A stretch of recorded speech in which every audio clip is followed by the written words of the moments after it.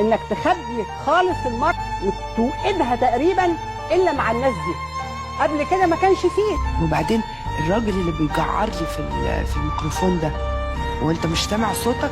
لا، الاقي الشاب اللي قاعد في اذا كان الطبيب والصيدلي بيقرا قران، شيء جميل، قران شيء جميل طبعا مفيش شك. يعني انا موديه كليه الطب علشان افهمه ان علم الحديث النبوي بالنسبه له اهم، يعني مش فاهم. الله اكبر الله اكبر. ايه يا عم الكارت الاصفر ده في ايه؟ في ايه يا معلم؟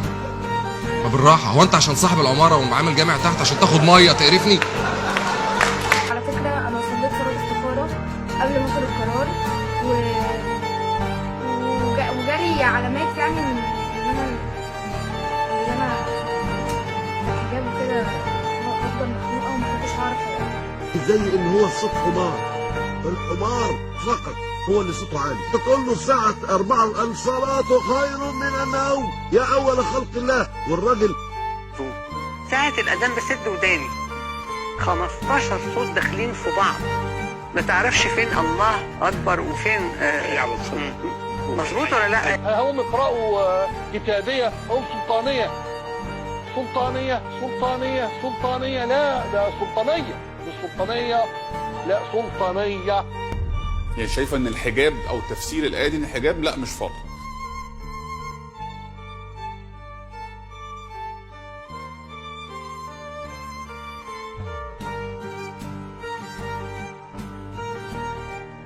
الله قال في سورة الأنعام: إن الذين فرقوا دينهم وكانوا شيعا لست منهم في شيء.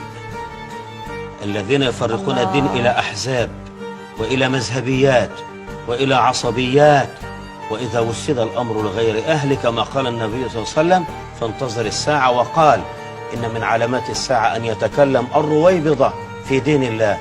قالوا: وما الرويبضة يا رسول الله؟ قال: الرجل التافه، مثل ما استمعنا في المصادمات الإعلامية المنسوبة إلى الدين زورا.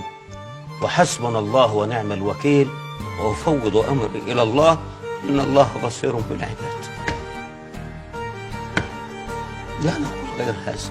ضاع إسلامنا، سمعته ومكانته ضاعت تحت أقدام النخاس الفكرية والتعصب المذهبي، فإلى الله نسأل.